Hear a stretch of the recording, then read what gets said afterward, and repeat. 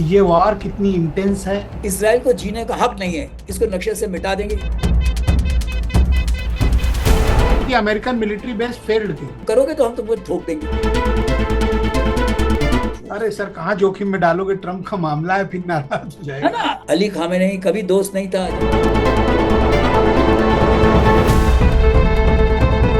ये वार कब तक चलेगी? ईरान के पास दुख गुर्दा है, उसके पास कलेजा है। चले जाए। ईरान सरेंडर नहीं करेगी।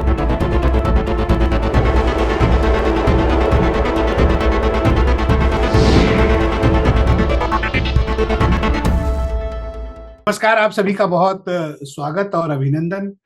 इस वक्त हम ईरान वार के बीच में हैं और ईरान पर का जो ये युद्ध है, ये बेहद खतरनाक मोड़ पर पहुंच चुका है।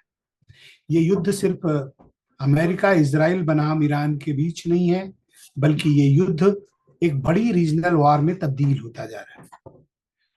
भारत के समक्ष क्या चुनौतियां हैं और इस युद्ध से पश्चिम एशिया और खास तौर पर इसके एपिक सेंटर मिडिल ईस्ट के क्या हालात हैं, क्योंकि मिडिल ईस्ट और पश्चिम एशिया के साथ भारत का भविष्य और वर्तमान दोनों जुड़ा हुआ है। हमारी सभ्यताएं भी आपस में जुड़ी हुई हैं और इस वक्त जिस तरह से युद्ध लड़ा जा रहा है, आज हम 10वें दिन पर मौजूद हैं और बहनों भाइयों, दुनिया भर की एक बड़ी तेल और गैस की आपूर्ति जो हार्मूज स्ट्रेट के थ्रू होती है, वो बंद पड़ी हुई है। दुनिया भर में तेल के दाम बढ़ गए हैं।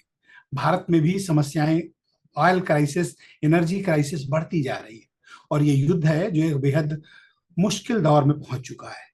इसको शुरू तो अमेरिका और इजराइल ने किया, लेकिन ये कब खत्म होगा इसकी जानकारी न तो ट्रंप को है, न नेतन्याहू को है और न ईरान को है।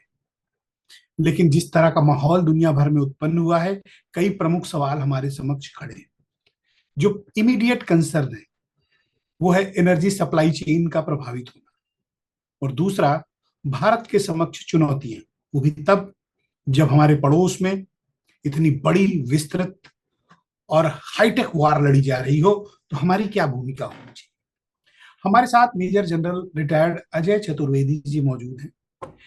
एनर्जी सिक्योरिटी के मामले के टॉप एक्सपर्ट हैं और भारतीय सेना के टॉप कमांडर्स में से एक रहे हैं और ऐसी बहुत सी परिस्थितियों से वाकिफ हैं और अवेयर हैं जो कुछ भी चल रहा है। तो हम इनसे रणनीतिक मामले में भी, सामरिक मामले में भी और खास तौर पर जो ये एनर्जी क्राइसिस है, सप्लाई चेन है, इसके बारे में बात करेंगे। जनरल साहब, आपका बहुत स्वागत और धन्यवाद हमारे दर्शकों के लिए समय देने के लिए। मैं तो आज सुबह जब उठा तो इस उम्मीद के साथ कि शायद कोई अच्छी खबर आएगी, लेकिन ऐसा प्रतीत होता है कि ये ईरान वॉर एक अलग ही लेवल पे जा रही है। आप क्या महसूस करते हैं? देखिए, इसमें ब्रिजेश जी, पहले तो बहुत बहुत आपका धन्यवाद कि आपने ये मौका दिया कि मैं आपके दर्शकों से मुखातिब हो सकूं। लेकिन जब हम लोग ये ईरान इजराइल अमेरिकन वॉर को देखते हैं तो इसके बहुत से आयाम हैं और इसका एक इतिहास है। और इसका असर न केवल मिडल ईस्ट पे पड़ेगा या वेस्ट एशिया पे पड़ेगा, बल्कि इसका पूरे रीजन, और रीजन से ज्यादा मतलब मेरे ख्याल है ईस्ट तक जाएगा। इससे चाइना पे असर पड़ेगा, इससे यूरोप पे असर पड़ेगा, इससे भारतवर्ष पे असर पड़ेगा।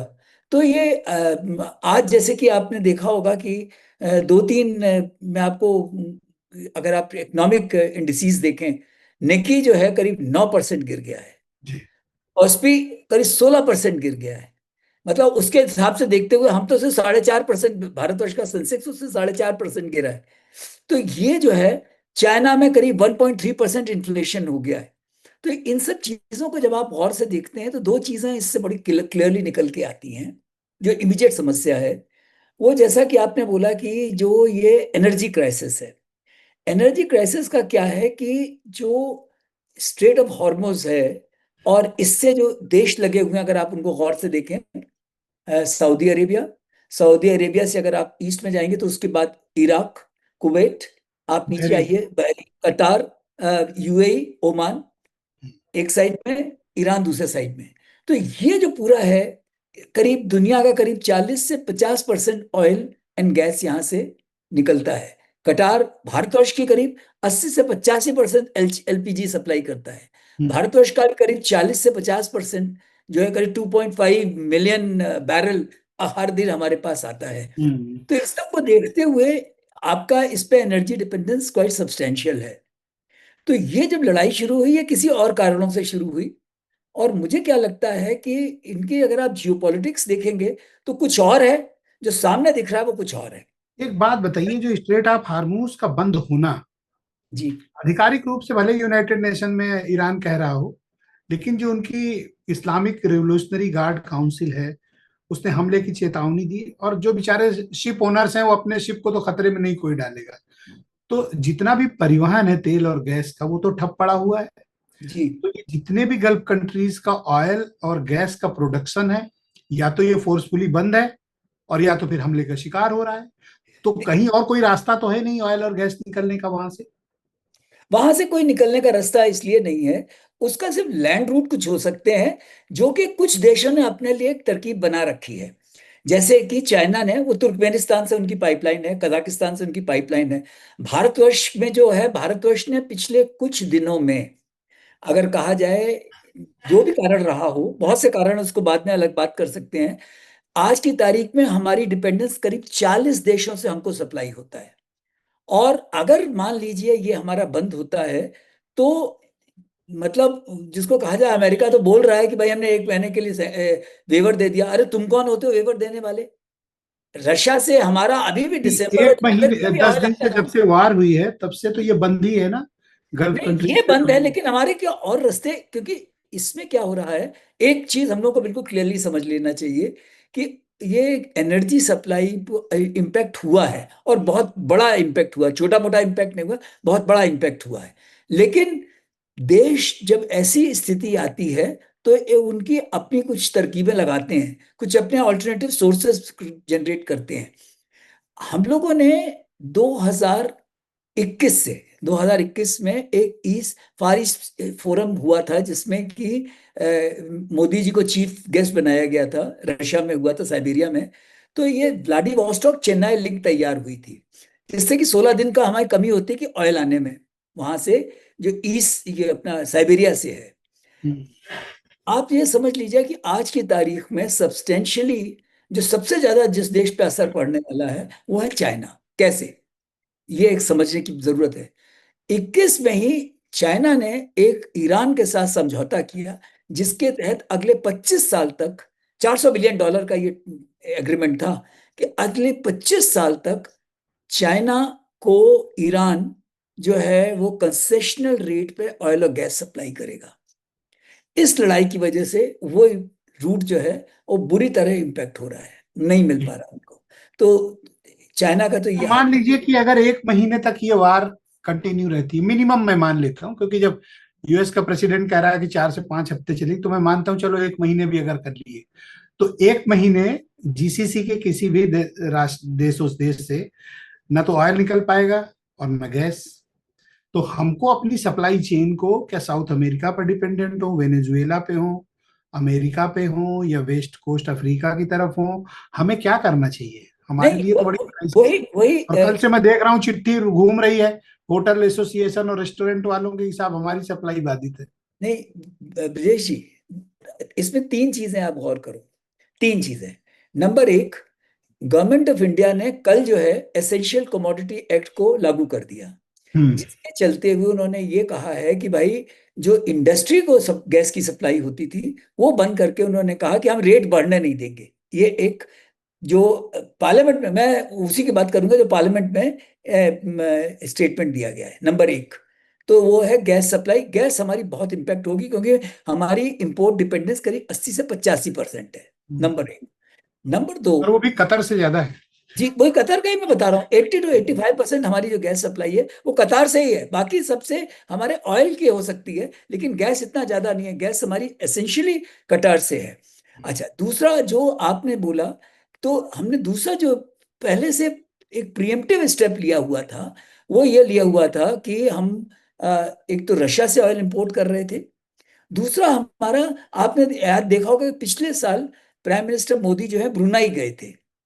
प्राइम मिनिस्टर मोदी अभी अभी ब्राजील से उनके कांटेक्ट हुए हैं, जिसको कहा जाए वेनेजुएला से। तो हमारे करीब 40 देशों पे आज की तारीख में डिपेंडेंस अच्छा, है। मैं आज खबर पढ़ रहा था इंडियन एक्सप्रेस, इसमें यह है कि हमारे पास तकरीबन 40-45 दिनों का एक रिजर्व है। हाँ, उसका मैं, क्या इसमें क्या मिलिट्री रिजर्व है या मिलिट्री रिजर्व अलग होता है? ना ना, ये एक जिसको कहा जाए कि ये ट्रेड का रिजर्व दो तरीके से होता है। एक हमारे पास एक है strategic reserve, strategic petroleum reserve.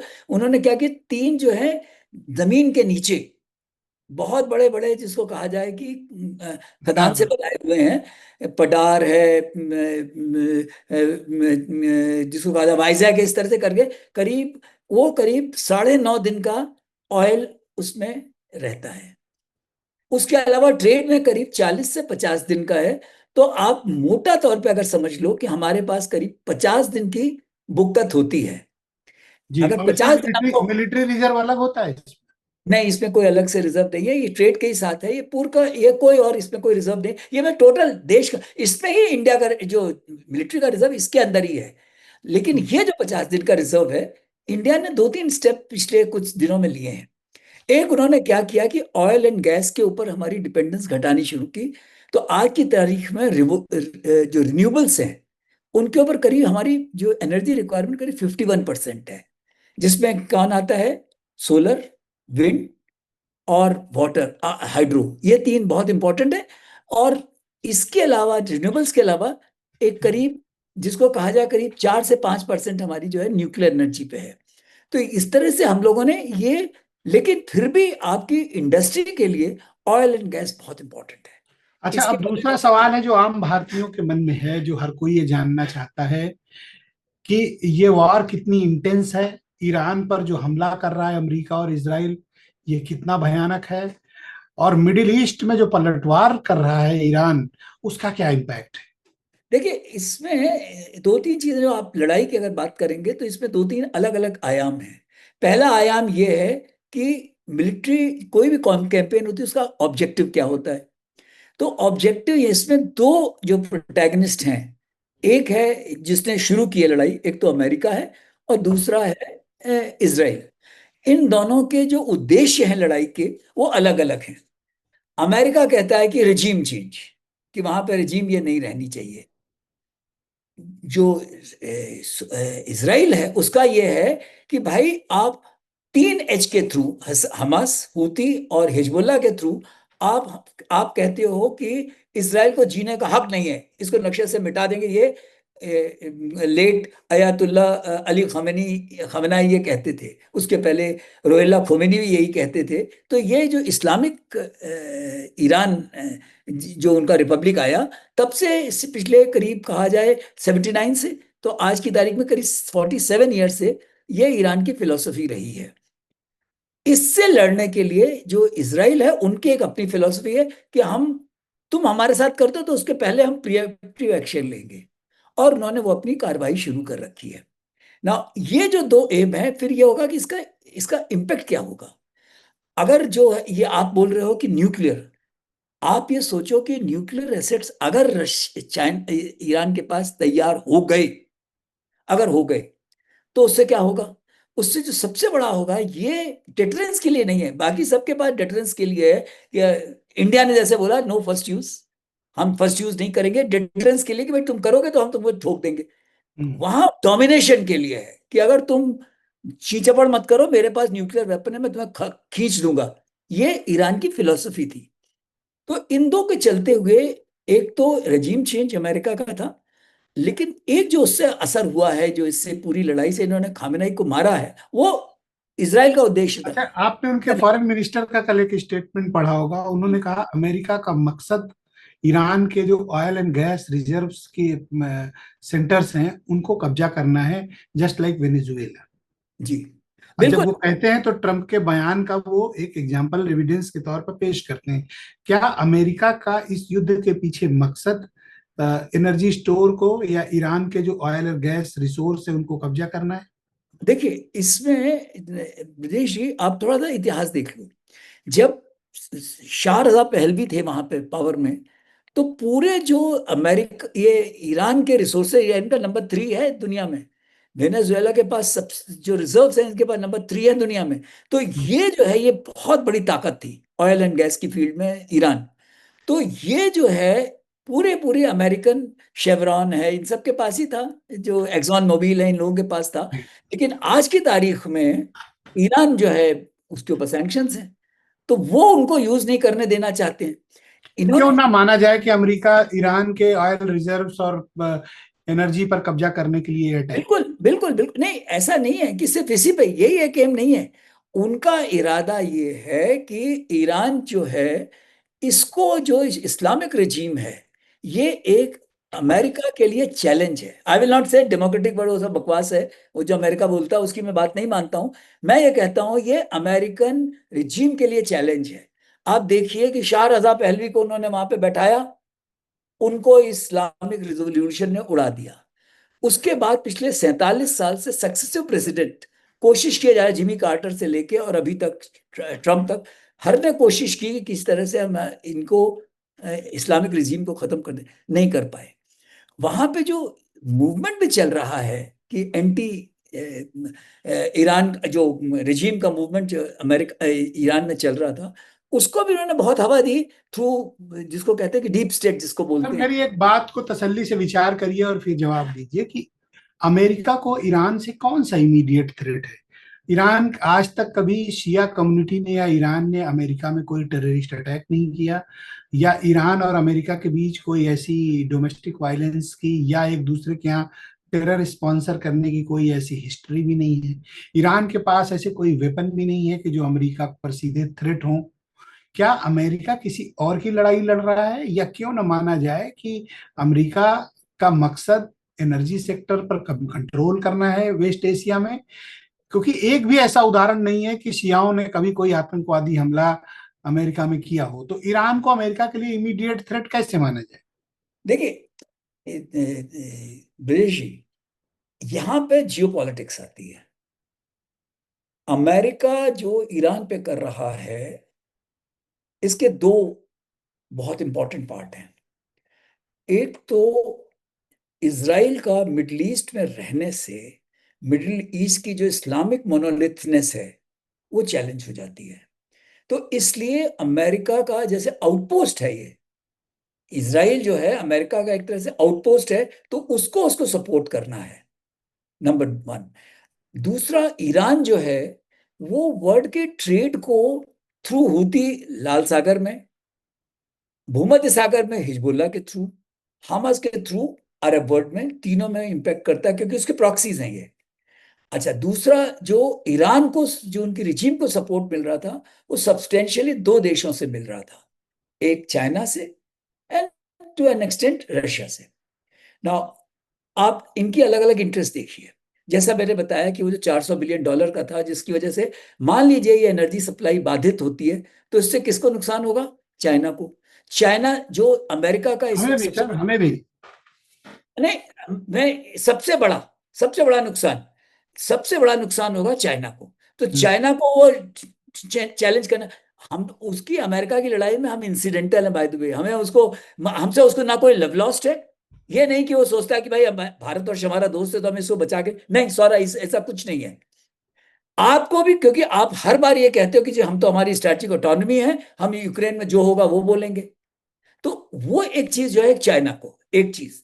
Number दो, चाबहार से एक जाहिदान होते हुए एक आईएनएसटीसी है जो रशिया जाता है, जिसकी वजह से इंडिया को फायदा हो रहा था, चाबहार से आपका जो फायदा हो रहा था। सर थोड़ा सा आपको इंटरप्ट कर रहा हूं, मुझे ये बताइए कि इमीडिएट क्या कोई खतरा अमेरिका को ईरान से था। अमेरिका, इमीडिएट कि आप देखिए, जाकर युद्ध शुरू कर दें। एक्चुअली आप अमेरिका की साइकोलॉजी लेकिन समझिए। मैं ईरान का कोई फैन नहीं हूं सर, मैं वहां के रिजीम का आलोचक हूं सर। उन्होंने जिस तरह अपने ही लोगों के साथ ज्यादतियां की, अत्याचार किया, जितना कट्टरपंथ लोगों पर थोपने की कोशिश की, जितना महिलाओं पर अत्याचार हुआ, मैं उसे गलत मानता हूं। नहीं, जो आप कह रहे हो, अमेरिका के इनको थ्रेट ईरान से ज्यादा नहीं है, कोई थ्रेट नहीं है आज की तारीख में, नहीं। लेकिन जो है, एक जो होता है ना, एक गली में एक दादाजी होते हैं, हाँ वो कहते हैं जी मेरी बात सब माने। कोई कह रहा है कि पिछले 47 है कि तुम्हारी क्या सर, औकात है, हमारी गुंडई डेथ टू चलेगी, सरकार। बात यह है। हाँ, हमारी डेथ टू गुंडई सरकार। चलेगी। हाँ, आज जो है अमेरिका ये कोशिश कर रहा है कि हमारी इसमें जो होनी चाहिए, और इससे उसके जो दो कॉम्पिटिटर हैं, रशिया और चाइना, उन दोनों को वो सॉर्ट आउट करने के चक्कर में है। अच्छा, अब इस वार की स्ट्रेटजी पे थोड़ी बात कर लेते हैं सर। इसराइल से या दूसरे अमेरिकन बेसिस से बेस से डेली 100 से 200 फाइटर प्लेन बम लाद के उड़ते हैं और ईरान पे जाके फेंक आते हैं। ईरान के पास ना अपनी नेवी बची है, ना उनके पास एयरफोर्स है, ना एयर डिफेंस है। वो कोई कितने भी बम लाओ और उनके यहाँ फेंको और चले जाओ। अब ये बदले में क्या कर रहे हैं कि ये मिडिल ईस्ट को टारगेट कर रहे हैं, यूएई को कर रहे हैं, कतर को कर रहे हैं, बहरीन, सऊदी, इराक पर बम फेंक रहे हैं। तो ये एक दूसरे पर हवा के माध्यम से ही युद्ध हो रहा है। अगर हम मान भी लें कि ईरान चलिए आने वाले दिनों का अफगानिस्तान है सर, सब तबाह होकर खंडार हो जाएगा, लेकिन फिर भी ईरान कोई छोटा देश तो है नहीं सर। कहाँ एक यूरोप के बॉर्डर के पास लग रहा है और कहाँ इधर इंडियन ओशियन। कब्जा करना सर आसान नहीं है सर। ना ना ना, आप आज की तारीख में एक नया उपनिवेशवाद है, न्यू कॉलोनिज्म जिसको बोलते हैं, वो ये है इकोनॉमिक कॉलोनाइजेशन। आज अगर ईरान जो है, वहां एक रिजीम ऐसी आई जो कि अमेरिकन को फेवरेबल है, जैसे कि शाह रजा पहलवी की रिजीम थी, एक तो उसको ऑयल एसेट्स पे वो कंट्रोल करेगा, दुनिया भर के ऑयल एसेट्स पे कंट्रोल करेगा, फिर तो क्या है, वेनेजुएला पे वो कर ही रहा है, इस पे भी करने लगेगा, अरब पर उसके सर काम में। Iran is a not a Venezuela sir. वही, देखिए, एक एक करके समझिए ना। अमेरिका का ये इंटरेस्ट है, तो अमेरिका जो है उसमें वो, और ईरान का, इजराइल का मैंने आपको इंटरेस्ट दूसरा बता दिया। Now as far as Iran, देखिए वो क्या चाहता है। उसके पास ये जो ये कॉग्निटिव वॉरफेयर है, कि जब वो ये कहते हैं कि हम उनकी नेवी खत्म कर दी, उनका सबसे नया जहाज तो IRNS डायना था। उससे, और वो भी जब फुस्सू था, वो भी कोई दम नहीं थी। तो अब तो उनके पास तो न नेवी है, न एयरफोर्स उनके पास थी ही नहीं। आप समझ लीजिए, जो पिछले उनके जो प्रेसिडेंट जो मरे थे पिछले साल, जिसके जी, बदले में पेपर शिकन आए टॉवर थे, क्रैश हुआ था जी। राइसी, तो वो क्या है, वो ऐसे हेलीकॉप्टर में जो थे जिसमें कोई दम नहीं थी, मी 8, पता नहीं कब का था वो। तो उनके पास ना एयरफोर्स है ना नेवी है। इन्होंने क्या सोचा, ईरान ने, कि अपनी जो संप्रभुता को बचाने के लिए, कि अगर हम इन्वेस्ट कर रहे हैं ड्रोन्स में और मिसाइल्स में, तो हम कुछ कर सकते हैं। अच्छा, ड्रोन्स एंड मिसाइल में उन्होंने किया, उन्होंने यहां तक कि चीन की मदद से उन्होंने हाइपरसोनिक मिसाइल भी बना रखी, फतेह 1 और फतेह 2। एक तो चीज, दूसरी चीज, उसको अच्छा, मालूम है कि वो हाइपरसोनिक है वो। अमेरिका को जी हाइपरसोनिक है, तभी तो टेल अवीव में वो उड़ा रहा है। आप देखिए कि आपने देखिए ना, तो टेल अवीव, उसने जॉर्डन में जो अमेरिका का रडार स्टेशन है वो उड़ा दिया, बहरीन में है वो उड़ा दिया, यूएई में वो उड़ा दिया। तो वो सब कहां से आ रहा है? तो ये सब चीजें जो आ रही हैं, कतार को कर दिया। तो इसकी वजह से जो उनका जो एयर एसेट्स हैं अमेरिका के, वो अंधे हो रखे हैं। अच्छा, वो क्या आपको क्या, लगता है कि ईरान इस बात को लेकर बहुत श्योर है कि अमेरिका अपने सैनिक ईरान की जमीन पर नहीं उतारेगा? देखिए, उसके लिए आपको वहां की ज्योग्राफी को समझने की जरूरत है वो कि बहुत ईरान कॉम्प्लिकेटेड है। कॉम्प्लिकेटेड है। वहां पे या तो डेजर्ट है या पहाड़ है। हम्म। तो पहाड़ों की लड़ाई इतनी आसान नहीं होती, या तो 20 साल। दाढ़ी है या झाड़ी है। हाँ, तो वो जो है वो कुछ नहीं कर सकेंगे। जी। तो इसलिए, अच्छा, अमेरिकन जो हैं वो बहुत सेंसिटिव होते हैं बॉडी बैग्स के। आप हम्म। देखिए, कुछ साल पहले सोमालिया में एक उन्होंने पायरेट्स ने अटैक किया, 18 सिर्फ अमेरिकन मरे थे उसमें, और उसके बाद उन्होंने वहां से विड्रॉ कर लिया। तो ये जो चीज है अमेरिका की, ग्राउंड पे नहीं होगा। इसलिए जो ईरान की आप पर इज्जत तो ऑपरेशन, फंस गई ना अमेरिका की। हाँ, आप देखिए वो, एक मिनट, अमेरिका को जो सबसे बड़ा नुकसान जो ईरान कैसे पहुंचा है, तीन चीजें आप गौर कीजिए। उसने क्या किया कि उनके जो रेडार स्टेशंस थे, जहां से उनके जो बेसिस थे, उनके उन्होंने उनको डैमेज किया। दूसरा, पेजेशिकियन ने स्टेटमेंट दे दिया कि जी हम आपसे कुछ नहीं, अरब देशों से हम माफी मांगते हैं, हम कुछ नहीं करना चाहते, हम तो सिर्फ उनके जो अमेरिकन एसेट्स हैं उनको डिस्ट्रॉय कर रहे हैं। दूसरा, एक और चीज, जो ये जितने भी ये अरब देश हैं, इनको पास पीने का पानी नहीं है, सिर्फ डिसैलिनेशन प्लांट्स में, डिसैलिनेशन प्लांट्स को उसने ठोकना शुरू किया। तो जब पानी नहीं होगा, जो तुम्हारी बिल्कुल, तुम दिखा दिया कि अमेरिका तुम्हारे सेव नहीं कर सकता है। तो ये जो है, ये एक तीसरी लड़ाई जो चल रही है वो इस्लामिक वर्ल्ड की चल रही है, तुर्की versus Iran, Iran versus Saudi Arabia. ये एक अलग लड़ाई चल रही है। इसमें सब में जो है अमेरिका का जो ग्राउंड फोर्स आपने बोला, वो आज आपने आपने गौर किया होगा, एक और स्टेटमेंट आया है जिससे सडनली ऑयल के दाम कम होने लगे हैं एंड जो अपना स्टॉक एक्सचेंज वो इंप्रूव होने लगा है। ट्रम्प ने बोला है कि अभी लड़ाई खत्म हो रही है, एक उसका स्टेटमेंट आज आया है। कैसे सर वो तो कुछ भी बोले, अभी नहीं, हालात अबे तो नहीं दिख रहे। ऐसा है ना, आप अगर गौर करो, सडनली जो $110 पर बैरल था ऑयल, वो घट के 90 पे आ गया है, 90 के नीचे आ गया है। हम्म। आज का बॉम्बे का सेंसेक्स 800 बढ़ गया है एंक। तो ये चीजें जो, भाई अमेरिका का प्रेसिडेंट बहुत पावरफुल आदमी है, अगर वो जो कुछ बोलता है तो लोग उसको ले लेते हैं, चाहे वो क्या भी बोल रहा है उसको कुछ अच्छा, कोई पता। मध्यस्थता होगी क्या, लग रहा है क्या, कौन कराएगा मध्यस्थता? देखिए ऐसा है कि अभी ये लड़ाई मेरे ख्याल में जल्दी खत्म नहीं होगी, अच्छा, क्योंकि मैं भी वही कह रहा हूँ। हाँ, मैं सहमत क्योंकि हूँ। कारण क्या है कि ये आन की बात है अमेरिका और इसराइल के लिए कि भाई हम दबा नहीं पाए। ईरान के पास यह है कि हम सब करेंगे। ईरान तो इस तक तैयार है कि आप हमारे सारी मिसाइल मिसाइल खत्म कर दो, हम फिर क्या है एसिमेट्रिक वॉर शुरू कर देंगे। एसिमेट्रिक वॉर क्या है कि उसने एक परसों एक और स्टेटमेंट आया है कि इसराइल, आज जी न्यूज का मैंने देखा था, उसमें वो कह रहे हैं, नेट पे मैंने देखा था कि जो स्लीपर सेल्स को एक्टिवेट कर रहे हैं, सलमान रश्दी के ऊपर रोहिल्ला खुमैनी ने एक फतवा जारी किया था कि इसको मार देंगे हम, जब जी। उसने सैतानिक वर्सेस लिखी थी। 19 साल के बाद जाकर के उसको एक बंदा था, उसने जाकर चाकुओं से मारा, उसको काना कर दिया है। तो ये जो फितूर वाले लोग होते हैं इन पे बहुत ज्यादा असर पड़ता नहीं तो है। ये बताइए, अमेरिका का अगला नेक्स्ट स्टेप क्या होगा? क्या ये रोज होगा कि 200 जहाजों में बम ला दो, फेंको चले आओ, फेंको पहले चले आओ, सो जाओ? पहले 2 दिन में करीब $5.6 बिलियन का उनको नुकसान हुआ है। उनकी एक दिन की लड़ाई की कीमत करीब 8,000 करोड़ से ज्यादा है। हम्म। 8,000 करोड़ से ज्यादा है। और उनके 7 सैनिक मारे जा चुके हैं, अमेरिकन सोल्जर्स। तो अमेरिका में जो वहां की जो अच्छा, ये लड़ाई जो है ना तो यूएन मैंडेटेड है, ना उनकी कांग्रेस ने इसको सैंक्शन दिया है। तो हम्म। ये लड़ाई जो है ये एक दूसरे ही लेवल पे जा रही है। तो ये जी। जो है इसको नुकसान होने का पूरा खतरा है। अब एक प्रश्न जो आपको अब जो बहुत जरूरी है वो है कि इंडिया पे क्या असर पड़ेगा, मेरे सब ख्याल उस में। पे आऊंगा, लेकिन एक विषय और है, थोड़ा मिडिल ईस्ट की चर्चा कर लेते हैं।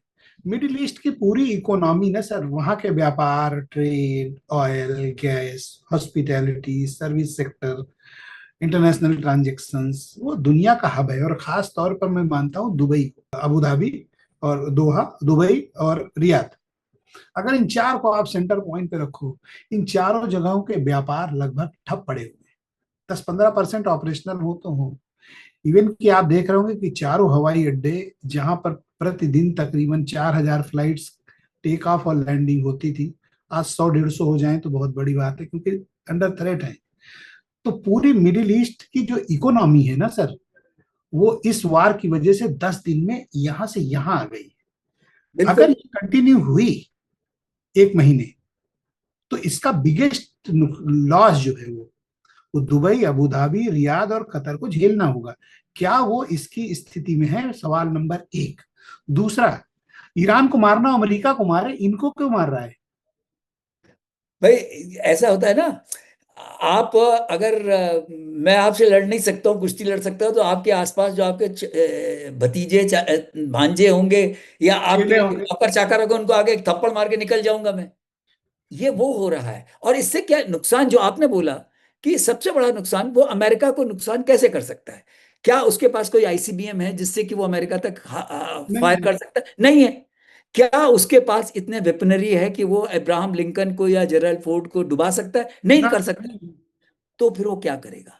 जो अमेरिका के सपोर्ट बेस है उनको करेगा, जिससे कि ये लोग भी उसके खिलाफ हो जाए। क्या ये तो प्रेशर टैक्टिस है कि मिडिल ईस्ट को मारो तो ये अमेरिका पे दबाव बनाएंगे कि भैया जल्दी खत्म करो? एक तो ये है, दूसरा जो है ये, इसमें मैं बार बार कह रहा हूं, दो देशों का इसमें अगर आप गौर से देखें, जो जियोपॉलिटिक्स एक, मतलब ये लड़ाई जो है 4 या 5 लेवल पे है। एक जियोपॉलिटिक्स की लड़ाई है, एक लड़ाई है जो इस्लामिक वर्ल्ड की लड़ाई है, एक लड़ाई है Iraq versus Israel versus Iran की लड़ाई। ये ये अलग अलग लड़ाइयां हैं और ये एक साथ चल रही हैं। और इसमें जो है, जो अमेरिका जो है, इसमें अमेरिका को बहुत ज्यादा नुकसान इसलिए नहीं हो रहा क्योंकि उसकी सप्लाई दूसरी जगहों से हो रही है, उसका पैसा बन रहा है, हथियार उसके बिक रहे हैं। उसके हथियार बिकेंगे तो उसकी इंडस्ट्री को फायदा हो रहा है। रशिया को नुकसान नहीं होगा क्योंकि सडनली एक विंडफॉल आ गया, अब उसके ऑयल और ज्यादा बिकने लगेगा। चाइना को नुकसान हुआ क्योंकि उसकी सप्लाई बाधित हो और गई। ये जो पेट्रो डॉलर से पैसे कमाने वाले शेख लोग हैं ना, ये तो परेशान हो गए ना, इनके लिए इनका भी विपत्ति है। नुकसान है, इनका ये नुकसान दोनों तरफ खेल रहे थे, उधर ईरान से भी खेल रहे थे, अमेरिका से है। भी ये खेल रहे थे, ये ट्रैप में आ गए।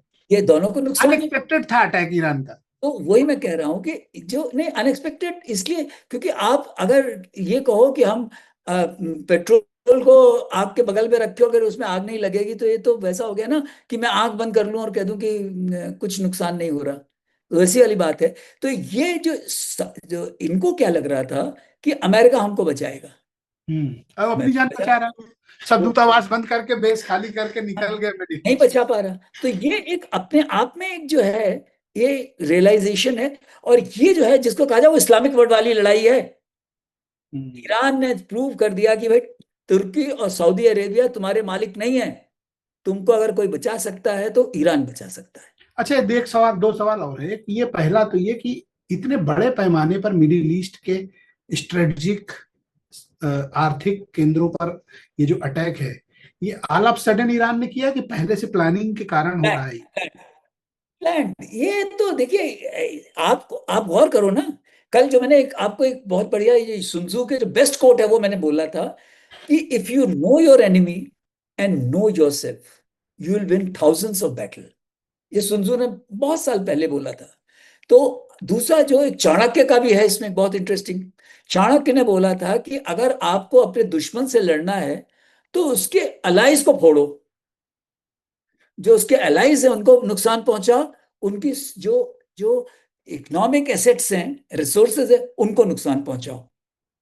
तो जो ईरान ने ये सब, सिविलाइजेशनल स्टेट है, इस्लाम हो लेकिन अने कल सिविलाइजेशनल। आपने ये बात कही थी, सिविलाइजेशनल स्टेट वाली बात। तो अभी क्या उसने देखा, उसने देखा अरे कि हाँ, साहब, लोगों ने पढ़ा है पर्सियन एम्पायर, भूले थोड़ी। 1501 में सफाविद अंपायर के टाइम में वो शिया देश बना है और 1935 में वो पर्शिया से ईरान बना है। तो वो एक हिस्ट्री है। और उनकी जो सबसे बड़ा जो फायदा है उसमें जो वो ये है कि उन्होंने पहले से तय कर लिया कि जी हम अमेरिका को अगर नुकसान नहीं पहुंचा सकते, अमेरिका के इंटरेस्ट को, उसके अलाइज को नुकसान अच्छा, पहुंचाएंगे। इसी से जुड़ा एक और प्रश्न है। आप, हम लोग खबरों में देखते थे अक्सर, टेलीविजन और अखबारों में, कि साहब सऊदी अरब ने इतने बिलियन डॉलर का अमेरिका से हथियार खरीदा, अभी भी यूएई ने इतने F-35, F-16, F-22 और कौन कौन सी मिसाइलें अमेरिका से खरीदी हैं। कतर भी खरीदता था, बहरीन भी खरीदता था, कुवैत भी खरीदता था। तो ये किस दिन के लिए रखे हैं? दिवाली के लिए? एक का भी नहीं। जवाब तो दे नहीं पा रहे हैं। ये हथियार किस लिए रखे हैं ये? एक एक कहानी आपने सुनी होगी जब छोटे रहे होंगे कि एक खरगोश था, हम्म। उसको आके जो बिल्ली ने धमकाया तो डर गया। उसने भगवान की, शिव जी की पूजा की कि भाई मुझे पत्थर के दांत दे दो। पत्थर के दांत आ गए, फिर बिल्ली आई, डरा दिया। तो उसने कहा नहीं जी और मजबूत दांत। उसने कहा दांत और लोहे के दांत आ गए। तो लेकिन एंड में शिव जी ने कहा तुम्हारा मतलब क्या है? कह ले तुम्हें दिल की जरूरत है, दांत की जरूरत नहीं है। तो ये नहीं है। जितने जितने ये कलेजा। अरेबियन कंट्रीज है ना, ये जिसको कहते हैं ये लालाची हैं। पैसा है इनके पास। डर तो गए। तभी वो किसको, पाकिस्तान को पकड़ते हैं कि रही जी तो हमारे एक डिवीजन रखो। तो उनकी इस रक्षा के लिए वो डिवीजन वहां पर रहती है। तो वो जो है, सर 10 दिन से मार रहा है, पटक पटक के मार रहा है, कॉलर पकड़ के मार रहा है, बाल पकड़ के मार रहा है, मार ही रहा है ईरान, और ये एक का जवाब नहीं दे पाए। नहीं दे पा रहे हैं क्योंकि इनका तो पानी बंद हो गया। आप देखो अरब कंट्रीज की जो सबसे बड़ा नुकसान, आप देखिए ऑयल के बगैर आप जी लोगे, पैसा है उसके बगैर जी लोगे, लेकिन क्या आप पानी के बगैर एक दिन भी रह सकते हो? जो उनके यहाँ पानी जो है ऑलमोस्ट 70% के करीब है, 70 से 80% डिपेंडेंस जो है डीसैलिनेशन पे है। करेक्ट। डीसैलिनेशन प्लांट्स पे उसने ठोक दिया क्योंकि उसने उसकी नहीं, स्ट्रैट जो, इन्होंने ईरान वाला प्लांट ठोका तो उन्होंने जवाबी कार्रवाई। तो आप कहा देखिए जितना हमारा लॉस होगा उतना हम मिडिल ईस्ट में या अरब देशों से भरपाई करेंगे। ऐसा है कि जहां तक ईरान का सवाल है, डिसैलिनेशन प्लांट एडिशनल था, उनके नदियां हैं। अरब में कोई नदी वदी नहीं है, नहीं है। उनको सारा पानी जो है बाहर से लाना पड़ता है। तो ये या तो ये इससे टेक्नोलॉजी से होता है। तो वो ईरान ने एक बहुत सोचे समझे ढंग से कि एक फ्रूगल टेक्नोलॉजी से हम कैसे इनको हटा सकते हैं। आप देखिए कि एक ड्रोन को आप गिरा दोगे, 100 ड्रोन एक साथ आ जाएंगे, तो कैसे गिराओगे? किसे गिरा। दूसरा आप कैसे? कल एक बात बता रहे थे कि स्ट्रेट ऑफ हार्मूज बंद है तो ना ये गल्फ कंट्रीज अरब देश अपना 1 लीटर तेल बेच पाएंगे और ना 1 लीटर गैस। तो हाँ, पैसे कहाँ से बनाएंगे ये। ऐसे कहाँ से बनाएंगे? तो ये चीजें जो है ये बड़ा नुकसान कर रही हैं इनको। तो ये जो हम लोगों को करने की जरूरत है कि ये जल्दी से जल्दी, अब अमेरिका इससे निकलेगा कैसे? एक अटल जी ने एक बहुत बढ़िया बात करी थी जब पराक्रम हुआ था। तो फंस तो गया सर अमेरिका अभी यहाँ पे। शेखर गुप्ता ने उनसे पूछा था, तो उन्होंने कहा लड़ाई शुरू करना तो बहुत आसान है, मैं सोच रहा हूं उसको खत्म कैसे किया जाएगा। मैं हम्म, सोच रहा हूं उसको खत्म ये कैसे किया। आपने बहुत सही बात की। तो ये जो है, ये अमेरिका को अब सोचना पड़ेगा कि इसको कैसे खत्म करें। और अच्छा, जो दो आप, और सवाल हैं सर बट इस कार्यक्रम के अंत में। पहला सवाल ये है, कल भी मैंने आपसे पूछा था, आज सोचा इस पे विस्तार से बात करेंगे। मिडिल ईस्ट में यानी गल्फ में अमेरिका ने 4 अपने बड़े मिलिट्री बेस तैयार किए, करेक्ट। 4 से ज्यादा और है। 4 तो बड़े ऑपरेशनल जो उनके हैं, 4 मिडिल ईस्ट में बड़े बेस हैं अमेरिका के, जो उन्होंने 1-2 दिन में या 1 साल में नहीं, दशकों में $1 ट्रिलियन खर्च करके तैयार किए। और आज जब इस्तेमाल की बारी आई तो वो चारों बेस निष्प्रभावी हो गए, बिना यूज के हो गए, और ईरान के हमलों की जद में है। जितने भी एक्टिव मिलिट्री मेंबर्स थे अमेरिका को मिडिल ईस्ट से निकालना पड़ा, इवन की नागरिकों को भी निकालना पड़ा।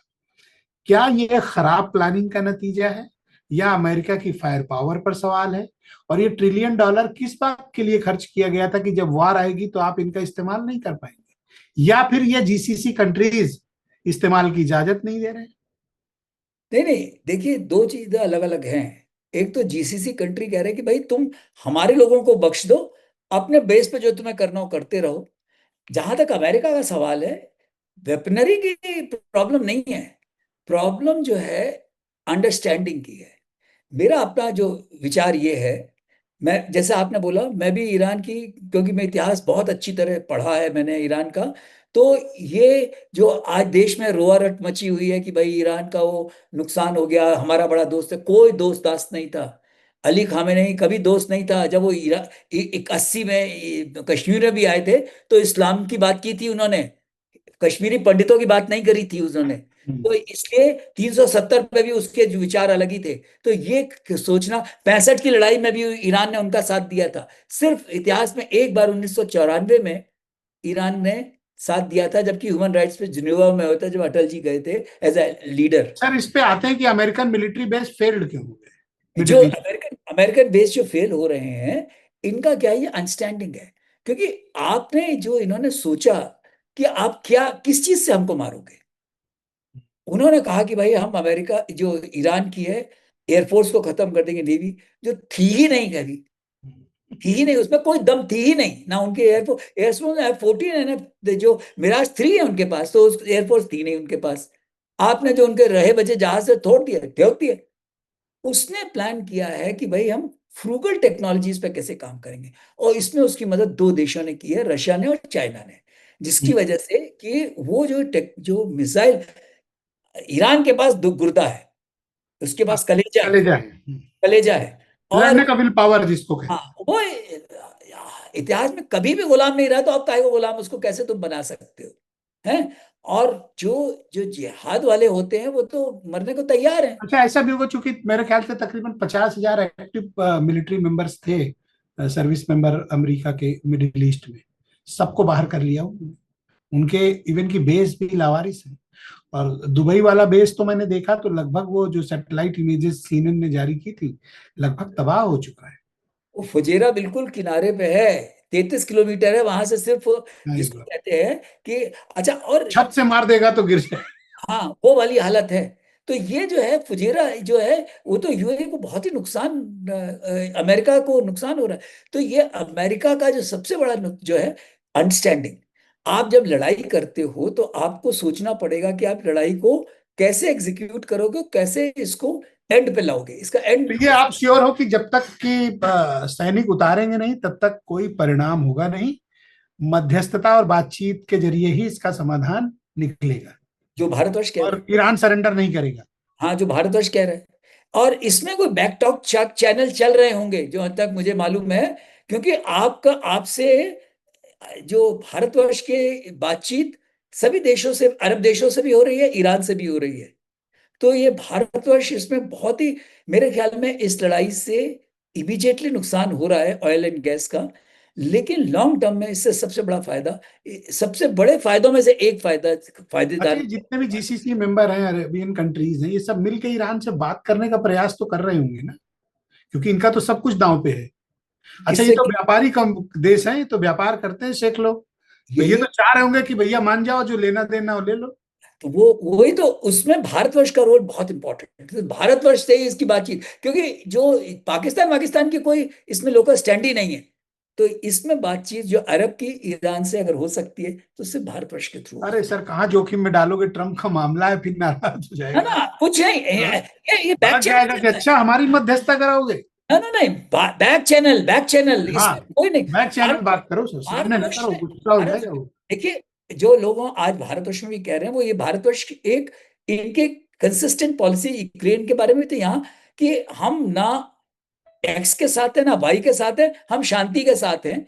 और हम्म। हमारा मानना है कि डिप्लोमेसी एंड डायलॉग से मामला सुलझना चाहिए। ये अच्छा, एक अंतिम सवाल है सर आपसे कि ये वार कब तक चलेगी? ये चलेगी जब तक कि जब तक अमेरिका नहीं चाहेगा इसको बंद करना। अमेरिका, क्योंकि ईरान के पास खोने को कुछ नहीं है। ईरान तो सब कुछ खो चुका है, वो तैयार है कि हम जो है, अगर ये नहीं होगा, जब हमारी मिसाइल खत्म हो जाएंगी तो हम जो है एसिमेट्रिक वॉर जो है वो टेररिज्म वाली शुरू कर देंगे। या बंदूक लेके बॉर्डर पे बैठे रहेंगे कि आओ हाँ, नहीं सामने सामने नहीं, लड़ेंगे, बॉर्डर तो कोई आएगा ही नहीं। हमारे 10 मरेंगे, तुम्हारे एक दो तो मरेंगे। बिल्कुल बिल्कुल बिल्कुल। और इसमें जो ईरान से ना तो हम दुश्मनी कर सकते हैं ना अरब कंट्रियों से। भारतवर्ष का जो है बिल्कुल कंसिस्टेंट मामला है कि हमारे लिए दोनों ही जरूरी हैं।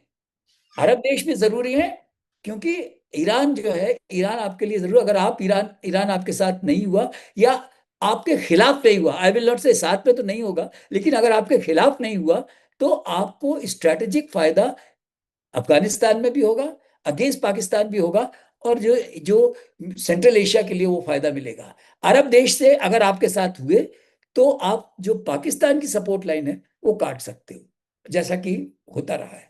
सर, मैं आपका बहुत आभार प्रकट करता हूं कि आपने सभी विषयों पर खुल के अपने विचार प्रस्तुत किए, अपने अनुभवों को साझा किया और अपनी समझ को हमारे साथ, हमारे दर्शकों के साथ साझा किया।